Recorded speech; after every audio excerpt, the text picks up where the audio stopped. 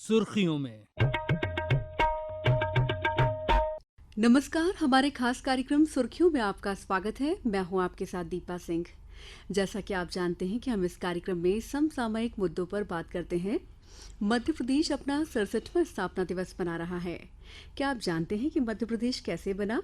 सन 1956 में राज्यों के पुनर्गठन के फलस्वरूप 1 नवंबर 1956 को नया राज्य मध्य प्रदेश अस्तित्व में आया। 31 अक्टूबर को मध्य प्रदेश का विभाजन करके 1 नवंबर सन 2000 को देश के 26वें राज्य के रूप में छत्तीसगढ़ का गठन किया गया। भूवैज्ञानिक दृष्टि से मध्य प्रदेश सर्वाधिक प्राचीनतम गोंडवाना लैंड भूसहती का भूभाग है। इसकी संरचना आद्य महाकल्प शैल समूह के आसपास हुई मानी जाती है। मध्य प्रदेश की सीमाएं 5 राज्यों की सीमाओं से मिलती हैं।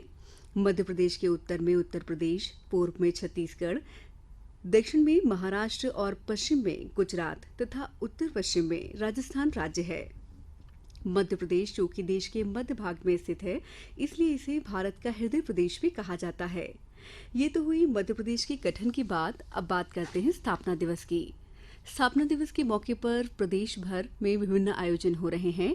मध्य प्रदेश स्थापना दिवस पर प्रदेश के प्रत्येक स्टेडियम और खेल परिसर में मध्य प्रदेश गान गाया गया। साथ ही दौड़ के भी आयोजन हुए। इसके साथ ही कई तरह की सांस्कृतिक गतिविधियों के भी आयोजन हो रहे हैं। आज इस विषय पर चर्चा करने के लिए हमारे साथ मौजूद हैं वरिष्ठ पत्रकार महेश श्रीवास्तव जी। आप मध्य प्रदेश गान के रचयिता भी हैं। आपने कई किताबें भी लिखी हैं। आपको कई पुरस्कारों से नवाजा जा चुका है। सर, बहुत बहुत स्वागत है आपका कार्यक्रम में। बहुत बहुत धन्यवाद आपका। तो कार्यक्रम को आगे बढ़ाते हैं। हम मध्य प्रदेश का 67वां स्थापना दिवस मना रहे हैं। ऐसे में सबसे पहले बात उपलब्धियों यानी प्रदेश के विकास की होगी। तो एक एक कर हम हर दिशा में हुई प्रदेश की तरक्की की बात करेंगे सर। साथ ही प्रदेश को और कैसे बेहतर किया जा सके, उसके लिए किन किन क्षेत्रों में ध्यान देने की ज़रूरत है, उस पर भी बात करेंगे। सर, सबसे पहले पहला सवाल मेरा आपसे यही है कि मध्य प्रदेश के गठन को मैं आपसे समझना चाहूँगी। देखिए, मध्य प्रदेश का गठन जो हुआ है, ना तो मध्य प्रदेश जो बना है उसमें किसी प्रकार का कोई भाषाई आंदोलन था, ना ही किसी प्रकार का कोई आग्रह था। दरअसल हुआ यह था कि आंध्र प्रदेश में भाषा के अनुरूप प्रांतों के गठन के लिए एक बहुत बड़ा आंदोलन चल रहा था। प्रारंभ में केंद्र सरकार इससे सहमत नहीं थी जी। किंतु जो उस आंदोलन के सब में बड़े नेता थे, पी रामुलु जी, तो उनके एकदम उस आंदोलन के दौरान निधन हो गया जी। जब उनका निधन हो गया 1952 की बात है। जी। तो ये 1952 में जब उनका निधन हो गया तो उसके 4-5 रोज बाद ही जवाहरलाल नेहरू ने संसद में घोषणा की कि हम भाषा के आधार पर राज्यों का पुनर्गठन करने के लिए तैयार हैं जी। और जब ये तैयारी हुई तो चूंकि कई स्थानों पर भाषा के आधार पर आंदोलन चल रहे थे और लोग भाषा के अनुरूप अपने राज्य को बनाना चाहते थे, तो हुआ ये कि दक्षिण में बहुत परिवर्तन हुए जी। और उसी के साथ आसपास के क्षेत्रों में भी कुछ परिवर्तन हुए और जो क्षेत्र बचा रह गया उसको मध्य प्रदेश नाम दे दिया गया। बिल्कुल। मगर संयोग आप ये देखिए कि यद्यपि यहाँ पे कोई आंदोलन नहीं था, यहाँ किसी भाषा का आग्रह नहीं था, किंतु जो मध्य प्रदेश बचा वो मध्य प्रदेश स्वभावतः एक हिंदी प्रदेश के रूप में बचा रह गया। यहाँ बोलियां अलग अलग थीं, किंतु यहाँ की भाषा जो नया मध्य प्रदेश बना उसकी भाषा हिंदी ही थी और इस प्रकार से इस प्रदेश का जो गठन हुआ वो उसमें एक तो ये हुआ कि स्वाभाविक रूप से हिंदी वाले बोलने वाले लोग सब एक साथ आ गए और दूसरा ये भी हुआ कि जो आंदोलन करता थे उनकी भी आकांक्षाएं पूरी हो गई और वो जिस प्रकार का राज्य चाहते थे दक्षिण भारत के लोग वो उसमें पूर्णता प्राप्त कर ली। बिल्कुल। तो मध्य प्रदेश के गठन को आपने बहुत अच्छे से हमारे श्रोताओं को समझा दिया है। सर, मध्य प्रदेश का जैसा कि नारा है कि सबका साथ, सबका विकास, सबका विश्वास, तो इसको आत्मसात करने के लिए हमें किन किन क्षेत्रों पर और ज़्यादा ध्यान देने की ज़रूरत है? देखिए, वर्तमान सरकार जो है वो इस दिशा में तो काफ़ी काम कर रही है, नारा भी उन्हीं का है, किंतु उसी के साथ साथ ये देखना पड़ेगा कि जो हमारे यहाँ कुछ कहना चाहिए कि मानसिक कुंठाएं लोगों में जो बनी हुई हैं जी जी, जिनके कारण वो स्वयं को अलग से समझते हैं और वो समझते हैं कि हम किसी दूसरे प्रकार के लोग हैं और दूसरे प्रकार के लोगों के साथ रह रहे हैं। तो इसमें सब में पहले मानसिकता बदलना पड़ेगी और इस मानसिकता को बदलने के लिए, जैसा आपने अभी कहा था, मध्य प्रदेश गान के बारे में भी जी बात हुई जी। थी, तो हमारे वर्तमान जो मुख्यमंत्री हैं हम्म। उनसे एक बार मेरी चर्चा हुई तो उन्होंने कहा कि महेश जी देखिए, अपना मध्य प्रदेश तो एक बन गया है, हम्म। किंतु इस मध्य प्रदेश के एक बनने के बाद भी अलग अलग प्रकार की अस्मिताएं हैं। जी। मालवा का आदमी समझता है कि मैं श्रेष्ठ हूँ, बुंदेलखंड का समझता है कि मैं श्रेष्ठ हूँ, भोपाल का समझता है कि मैं श्रेष्ठ हूँ। और जब तक ये एकात्मता नहीं आएगी बिल्कुल। तब तक हम प्रदेश का विकास नहीं कर सकते। हम्म। यानी सब मिलकर सोचें कि हम मध्य प्रदेश के हैं और हम श्रेष्ठ हैं, हमारा मध्य प्रदेश श्रेष्ठ है और इसे हमें और श्रेष्ठ बनाना है। तो ये एकात्मता उत्पन्न करने के लिए मुझसे जब उनकी चर्चा हुई तो एक गान के बारे में चर्चा हुई थी कि हम अगर ऐसा गान बनाएं जो अत्यंत लोकप्रिय हो जाए और वो लोकप्रियता ऐसी हो कि हर मनुष्य के मुंह पर आ जाए और उसके माध्यम से वो मध्य प्रदेश को आत्मसात करें और स्वयं को मध्य प्रदेश का होने का गर्व अनुभव करें। और ये गर्व इस प्रकार से हो सकता है कि आज रीवा में बैठा कोई आदमी कह सकता है कि महाकाल मेरे प्रदेश में है। बिल्कुल। भगवान कृष्ण ने उज्जैन में शिक्षा प्राप्त की थी। आज आपके इंदौर में या आपके भोपाल में बैठा हुआ कोई व्यक्ति कह सकता है कि सफ़ेद बाघों को, जो रीवा के थे, बिल्कुल। सफ़ेद बाघों को हमने विश्व को दिया है। ये हमारे लिए गौरव की बात है। आज कोई ग्वालियर में बैठा हुआ व्यक्ति कह सकता है कि चित्रकूट में भगवान राम 12 साल रहे थे, वो हमारे मध्य प्रदेश में है बिल्कुल। और उन्होंने यहीं से सारी योजनाएं बनाई थी, अपना सब कुछ किया था। तो ये एक जो अपने प्रदेश के प्रति एक सामूहिक रूप से बिल्कुल। और आत्मिक रूप से जो गर्व का अनुभव होना चाहिए, वो करने के लिए ये मध्य प्रदेश गान भी लिखा गया था। बिल्कुल, बहुत ही अच्छी बात आपने बताई है कि एकता बहुत ज़रूरी है। कहते हैं संगठन में ही शक्ति होती है। अगर हम सब आपस में मिलकर रहेंगे तो जाहिर सी तौर पर हमारा प्रदेश और ज़्यादा विकास करेगा। सिर्फ बात मध्य प्रदेश गान की हो रही है तो मध्य प्रदेश गान की कहानी आपकी ज़ुबानी अपने श्रोताओं को सुनाना चाहती हूँ। देखिए, मैंने जैसा आपको अभी बताया, मुख्यमंत्री जी से मेरी बात हो गई थी। वो बात एक प्रकार से आई गई हो गई।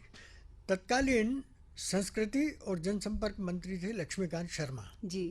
और वो मुझे बहुत पहले से, जब उन्होंने राजनीति शुरू की थी, मैं संपादक था, मेरे पास आते रहते थे, उनसे कहीं कहा होगा कि अपने को ऐसा गान लिखवाना है।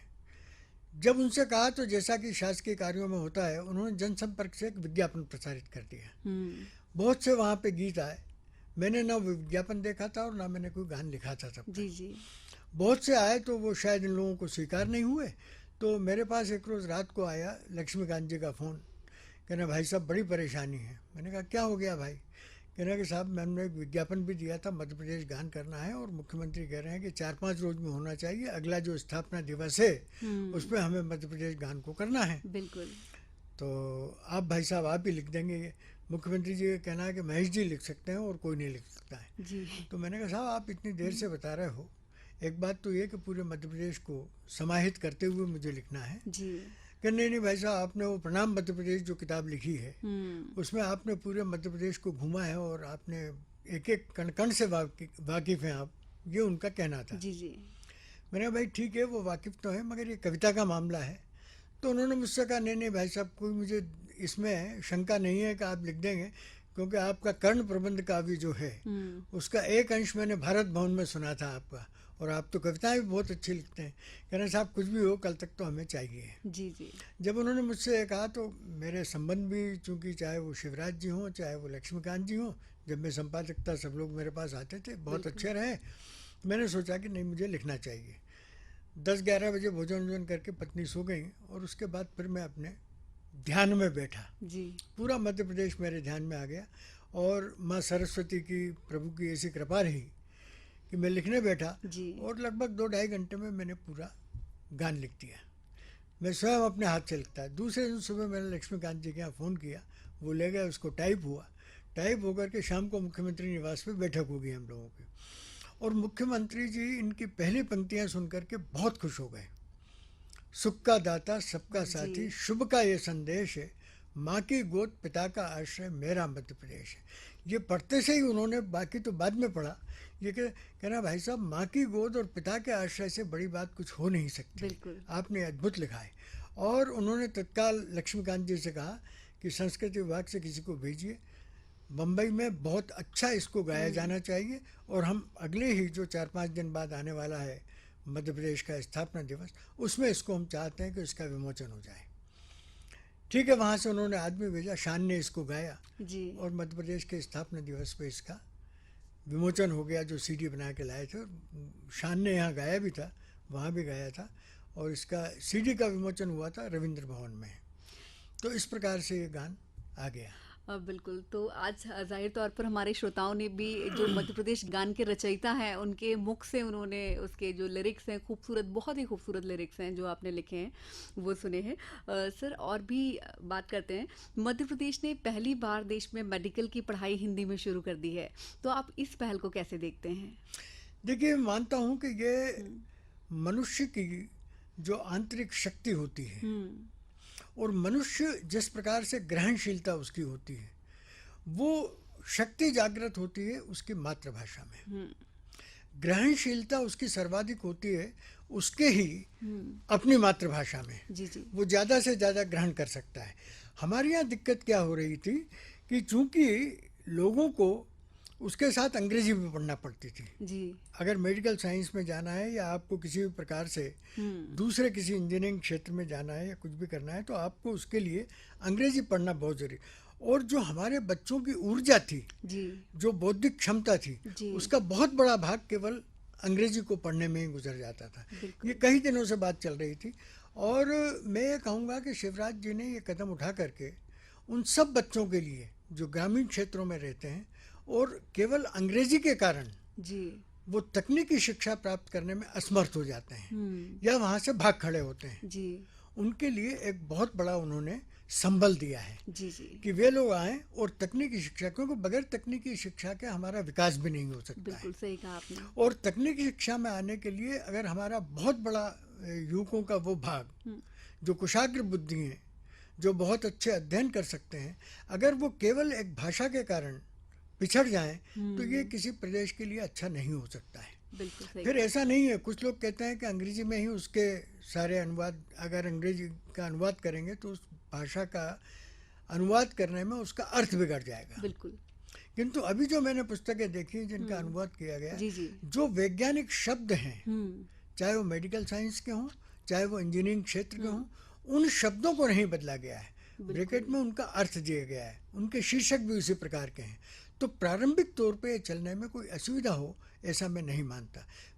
मैं सोचता हूँ कि न केवल मातृभाषा के गौरव को स्थापित करने में, किंतु मातृभाषा में इस प्रकार की पढ़ाई करके बच्चों को अवसर देने में भी मध्य प्रदेश ने ये बहुत अच्छा कदम उठाया है, और ये सफल होगा। आप कह सकते हैं आज चीन में तो अंग्रेजी में पढ़ाई इसमें नहीं होती कि आप साइंस की पढ़ाई वहाँ का, जापान है, जर्मनी है, कई देश हैं जो अपनी भाषा में बिल्कुल वैज्ञानिक पढ़ाई करते हैं, और उनके वैज्ञानिक जो हैं वो बहुत अच्छे अच्छे कार्य करते हैं, इन्वेंशंस करते हैं, सब बात करते हैं। तो इसलिए मैं इसको मानता हूँ कि ये एक बहुत अच्छा कदम है मातृभाषा की सेवा की दृष्टि से, मातृभाषा के गौरव बढ़ाने की दृष्टि से, और हमारे यहाँ के कुशाग्र बुद्धि जो बच्चे थे उनको कुंठा से मुक्त करने के लिए। बिल्कुल, और वो अपनी सारी एनर्जी एक दिशा में लगा सकेंगे जो सीखना चाहते हैं। बिल्कुल सही बात है। बिल्कुल सर, देखा जाए तो मौजूदा सरकार ने बहुत बड़े बड़े निर्णय लिए हैं। 72 साल बाद बताते हैं कि कुनो राष्ट्रीय उद्यान में विदेश से चीते लाए गए हैं। आप इस पहल को कैसे देखते हैं? नहीं, देखिए, चीता हमारे यहाँ जिस प्रकार हम बाघ स्टेट कहलाते हैं, माने हमारे यहाँ बाघों की संख्या आज भी पूरे देश में सर्वाधिक मध्य प्रदेश में है। हमारे यहाँ चीते भी बहुत हुआ करते थे जी, किंतु चीता जो है वो बाघ की तुलना में उतना खतरनाक नहीं है, उसका शिकार बहुत आसानी से हो जाता था। और अंग्रेज़ों के ज़माने में और राजा महाराजाओं के ज़माने में ये होता था कि शिकार करना एक बहुत ही अच्छा शान की बात भी मानी जाती थी, और इसको एक खेल के रूप में देखा जाने लगा था, और ट्रॉफीज बना करके उनकी गर्दनों की, उनके चेहरों की अपने यहाँ लगाना बड़ा शान की बात समझते थे। इस प्रकार से बहुत संहार हुआ, बाघों का भी हुआ, किंतु बाघ चूँकि थोड़ा सा ज़्यादा सशक्त है, ज़्यादा खतरनाक है, उसका शिकार करने में ख़तरा ज़्यादा था, उसका शिकार करना आसान नहीं था, तो वो तो थोड़ा बहुत बच गया था। जो अब हमारी सरकार के और केंद्र सरकार की योजनाओं के माध्यम से काफ़ी उसमें हाँ संख्या में वृद्धि हो गई है, किंतु चीते का शिकार निरंतर होता रहा और वो चीता हमारे यहाँ से विलुप्त हो गया। जी। एक विलुप्त प्रजाति को पुनर्स्थापित करना जी। और ये पुनर्स्थापना इसलिए भी बड़ी महत्वपूर्ण है कि एक महाद्वीप से दूसरे महाद्वीप में ला करके बिल्कुल। उनको बसाना। और ये खुशी की बात है कि उनको क्वारंटाइन पीरियड जो उनका था वो पहला क्वारंटाइन पीरियड पूरा हो गया है। जी। उनकी पूरी उस प्रकार से चिकित्सीय देखभाल की गई है। अफ्रीका से आए हुए जो वैज्ञानिक थे, जो चिकित्सक थे, उन सब की निगरानी में हमारे यहाँ के लोगों ने बहुत अच्छी ट्रेनिंग ली है और अब उनको बड़े बाड़े में छोड़ा जा रहा है। जी जी। बड़े बाड़े के बाद वो वहाँ भी छोड़ दिए जाएंगे, जंगल में भी छोड़ दिए जाएंगे। जी तो जिसको हम, जो हमारे पास था किंतु हम जिसको देख नहीं पाते थे, जी। उसके लिए एक बहुत अच्छी उपलब्धि है। और पर्यटकों के लिए ये एक बहुत अच्छा कहना चाहिए कि इसको उपहार मिला है बिल्कुल बिल्कुल। कि लोग देख सकें उसको कि चीता कैसा था, कैसा रहता है, कैसा होता है। वाकई ये बहुत ही सराहनीय कदम है हमारी सरकार का। सर, बात की जाए सोलर एनर्जी की, तो भी रीवा में इतना बड़ा सोलर पावर प्लांट लगाया गया है, साथ ही शाहजहाँपुर, नीमच और भी जगहों पर इम्प्लांट किए जा रहे हैं प्लांट्स। तो सर, इसको कैसे आप देखते हैं? देखिए, धीरे धीरे क्या है कि पेट्रोल की हाँ। कमी पूरे विश्व में हो जाना है। जी जी। हम प्राकृतिक संसाधन वो है और उसके लिए अरब कंट्रीज पे कब तक निर्भर रहेंगे। इसीलिए आप देखिए कि ये हमने योजना बनाई कि प्रकृति ने जो इतने बड़ी ऊर्जा का स्रोत हमें दिया हुआ है, इसका हम कैसे उपभोग कर सकते हैं। और उसके लिए पूरे देश में हमारी केंद्र सरकार ने भी योजना बनाई है और मध्य प्रदेश ने इसका बहुत कहना चाहिए उत्साह के साथ न केवल स्वागत किया किंतु परिश्रम के साथ इसको लागू भी किया है। और ये जितने स्थान आपने दिखाए हैं, आज रीवा में जो सोलर प्लांट बना है, जी जी, वो अपने आप में बहुत बड़ा सोलर प्लांट है। बिल्कुल। और ये अपने आप में एक उदाहरण है कि हम सोलर एनर्जी के प्रति कितने ज़्यादा आग्रह रखते हैं। आप देखिए यहाँ पे जो आपके ऊर्जा निगम वगैरह हैं, आप यदि अपने घरों में सोलर एनर्जी को उत्पन्न करना चाहते हैं तो वो काफ़ी कुछ उसमें सब्सिडी देते हैं जी जी, आपको लगाने के लिए, ताकि जितना ज़्यादा हम सोलर का उपयोग करेंगे उतनी हमारी एनर्जी बचेगी। और एनर्जी बचने में आप देखिए कि क्या है कि हमारे यहाँ दो प्रकार की एनर्जी मिलती है।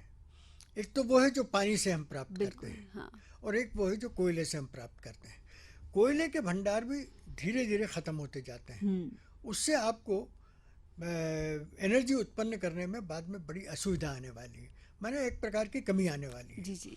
जहाँ तक पानी की एनर्जी का सवाल है, ये बड़े बांधों से अभी तो हमारे यहाँ बहुत माने एनर्जी उससे प्राप्त होती है, खासकर नर्मदा पे बने बांधों से, बाकी बांधों से प्राप्त होती है। किंतु क्या होता है कि धीरे धीरे जैसे जैसे वर्ष बीतते जाएंगे, बांधों में सिल्ट बढ़ता जाएगा और उसमें प्रवाह कम होता जाएगा और धीरे धीरे एनर्जी उत्पन्न करने की उनकी क्षमता कम हो जाएगी। उधर आप पेट्रोल की बात करते हैं, इधर आप पानी से उत्पन्न होने वाली बिजली की बात कर रहे हैं, इधर आप कोयले से उत्पन्न। किंतु यदि इनको छोड़ करके आप सोलर एनर्जी की बात करेंगे तो वो अक्षुण्ण ऊर्जा के रूप में आपको मिलती रहेगी। और ये जिस प्रकार से हमारे यहाँ काम कर रहे हैं, ये सोलर एनर्जी का ज़्यादा से ज़्यादा उपभोग करने की एक बहुत अच्छी पहल है। बिल्कुल, वाकई सर। सर, बात हमने कई क्षेत्रों में कर ली है, तो अब हम स्वास्थ्य पर आते हैं। सर, देखा जाए तो पहले 5 मेडिकल कॉलेज थे, अब जो है 24 मेडिकल कॉलेज हो गए हैं और जो प्राथमिक स्वास्थ्य केंद्र थे उनको भी अपग्रेड किया जा रहा है। तो आप स्वास्थ्य के बुनियादी ढांचे को कैसे देखते हैं मध्य प्रदेश के? नहीं, देखिए, ये निरंतर कोशिश की जा रही है कि हर व्यक्ति का स्वास्थ्य बहुत अच्छा हो। और उसके लिए आप ये देखेंगे कि मध्य प्रदेश एक बहुत बड़ा राज्य है, ये कोई बहुत संपन्न राज्य भी नहीं है। बिल्कुल। चिकित्सा सुविधाएं उपलब्ध करवाने के लिए संपन्नता भी चाहिए जी, धन की भी आवश्यकता होती है। हमारे राज्य में धन की उतनी विपुलता नहीं है जितने कुछ अन्य राज्यों में है। हमारे राज्य में क्या है कि बहुत बड़ा आदिवासी क्षेत्र भी है, जंगल का भी बहुत बड़ा क्षेत्र है हमारे यहाँ जहाँ पे लोग रहते हैं। दूरियों की भी एक समस्या है, किंतु उसके बावजूद ये बड़े अस्पताल जो बनाए गए हैं उनके साथ हमारे यहाँ एम्स भी आए हैं। जी जी। किंतु इसी के साथ साथ हमारे यहाँ ऐसे वाहनों की व्यवस्था की गई है कि जिनके बारे में गर्भवती महिलाएं या गांव में कोई ऐसा हो जाता है, वो फ़ोन करते हैं और वाहन वहाँ पहुँचता है और पहुँच के उनको बड़े अस्पतालों में लाता है और उनकी चिकित्सा करता है। ये बात ठीक है कि जो स्वास्थ्य केंद्र हमारे हैं उनमें उतनी ज़्यादा व्यवस्थाएं अभी नहीं हो पाई हैं। उसके दो कारण हैं। एक कारण तो ये है कि प्राय हमारे यहाँ पिछले दिनों ये रहा है कि डॉक्टर्स बहुत इंटीरियर के गांव में जाना पसंद नहीं करते हैं। एक तो ये हमारे यहाँ बात हुई है। दूसरी बात क्या है कि पहले हमारे यहाँ इंफ्रास्ट्रक्चर सड़कों का उतना अच्छा नहीं था जी। कि आप हर ग्रामीण क्षेत्र में पहुंच जाएं। जी जी। ये बात अलग है कि प्रधानमंत्री ग्रामीण सड़क योजना है या मुख्यमंत्री ग्रामीण सड़क योजना है, उनके कारण मध्य प्रदेश में सड़कों का जाल बहुत तेजी से बिछा है। जी जी। मगर फिर भी अभी के सुदूर क्षेत्र के कई गांव हैं कि जिनमें हमारे उतने पहुंच उतनी आसान नहीं है। तो उन कठिनाइयों को दूर करने का दोनों प्रकार से प्रयास किया जा रहा है। एक तो उन तक पहुंच बनाना और दूसरा उन तक स्वास्थ्य की माने स्वास्थ्य चिकित्सा सुविधाओं की पहुंच बनाना। इसके लिए भी निरंतर कार्य जारी है। और अभी जो सरकार ने शायद योजना लागू की है उसमें तो ये भी है कि यदि आप MBBS करते हैं तो आपको एक बॉन्ड भरना पड़ता है कि आपको ग्रामीण क्षेत्रों में इस पीरियड तक करना पड़ेगा। जी जी। तभी हम चीज़ें, तो जितने हमारे यहाँ मेडिकल कॉलेज बन रहे हैं उनसे ज़्यादा हमारे यहाँ छात्र डॉक्टर होकर निकल रहे हैं। बिल्कुल। और ये भी एक सुखद बात है कि मध्य प्रदेश में एक ज़माने में प्राइवेट मेडिकल या डेंटल कॉलेज नहीं हुआ करते थे। एक ज़माना वो था कि इंदौर में केवल एकमात्र डेंटल कॉलेज था। आज तो आप भोपाल में देखिए कि 5-7 डेंटल कॉलेज हैं। मेडिकल कॉलेजों की संख्या बढ़ी। इससे ये हुआ है कि हमारे यहाँ के जो बच्चे हैं नंबर उनका डॉक्टर बनने में ज़्यादा हो रहा है। बिल्कुल। और वो हो रहा है तो उनका जब उनकी सेवाएं हमें पूरे प्रदेश में मिलेंगी तो उससे ज़्यादा से ज़्यादा चिकित्सकीय लाभ हमारे यहाँ के लोगों को मिल पाएगा। इसके साथ एक बात मैं और कहूँगा, प्रायः ये होता है उसमें मानसिकता थोड़ी हमारे समाज की भी बदलना पड़ेगी। उन बच्चों को भी जो मेडिकल साइंस की पढ़ाई कर लेते हैं और बड़े बन जाते हैं, प्रायः विदेश जाकर के अधिक धन कमाने की लिप्सा एक प्रकार की रहती है। उनको भी कहीं ना कहीं ये सोचना चाहिए कि जिस प्रदेश की मिट्टी में हम जन्मे हैं, जिसने हमें इतनी शिक्षा दी है, जिसके हमारे ऊपर कई उपकार हैं, तो यदि हम डॉक्टर बन जाते हैं तो कम से कम यहाँ के नागरिकों की सेवा करके हम उससे कुछ ऋण हो जाएं। ये भावना जब उनमें आएगी तो हमारे यहाँ चिकित्सा व्यवस्थाओं में बहुत तरक्की और होगी। बिल्कुल, बहुत ही खूबसूरत बात आपने कही। उम्मीद है कि जो भी बच्चे मेडिकल की पढ़ाई कर रहे हैं वो इसे समझेंगे। मध्य प्रदेश के स्थापना दिवस के उपलक्ष्य में आप हमारे श्रोताओं को क्या संदेश देना चाहेंगे? मैं यही संदेश देना चाहता हूँ कि हम पूरी तरह से जब एकात्म होंगे और एकात्म होकर के हम सब में पहले अपने ऊपर गर्व करना सीखें। और ये मध्य प्रदेश का हर निवासी गर्व कर सकता है, क्योंकि इस प्रदेश में ही राम ने यदि यहाँ पे 12 वर्ष बिताए थे और अपनी पूरी स्ट्रेटेजी तैयार की थी, कृष्ण ने जो शिक्षा प्राप्त की, जिसने गीता जैसा ज्ञान दिया, उसने शिक्षा यहाँ पर प्राप्त की। यहाँ पर आपको पर्यटन के बहुत साधन हैं, जिनमें आपका चाहे खजुराहो जी, आजकल महाकाल लोक बन गया है, उसमें वहाँ भीड़ लगी रहती है लोगों की। तो हमारे प्रदेश में कई ऐसी चीज़ें हैं। समुद्र को यदि छोड़ देते हैं तो इतने अच्छे हमारे यहाँ हिल स्टेशन हैं, चाहे आप अमरकंटक जाइए या पचमढ़ी जाइए। आपके यहाँ जो नेशनल पार्क हैं, आपके यहाँ वन क्षेत्र बहुत बड़ा है। इन सब का हम किस प्रकार सकारात्मक रूप से दोहन करें और अपने देश की प्रगति में सहायक बने, ये हमें सोचना होगा। और जब हम ये सोचेंगे, हम ये सोचें कि हम जो प्रगति करते हैं अंततः वो हमारे प्रदेश की और हमारे राष्ट्र की प्रगति होती है। बहुत ही खूबसूरत बात आपने कही है कि हम जो तरक्की करते हैं वही हमारे प्रदेश की और देश की तरक्की होती है। उम्मीद है कि हमारे श्रोता भी इसे समझेंगे और हम सब मध्य प्रदेश वासी मिलकर बोलते हैं संगठन में शक्ति होती है, आगे एक साथ मिलकर बढ़ेंगे। उम्मीद है कि हमारा प्रदेश दिन ब दिन और तरक्की करता जाएगा, नए आयाम रचेगा। सर, आप कार्यक्रम में आए, बहुत बहुत शुक्रिया आपका। बहुत बहुत धन्यवाद आपका। और इसी के साथ कार्यक्रम सुर्खियों में फिलहाल इतना ही। अगले सप्ताह फिर होगी आपसे मुलाकात, इसी दिन इसी समय पर। तब तक के लिए नमस्कार। सुर्खियों में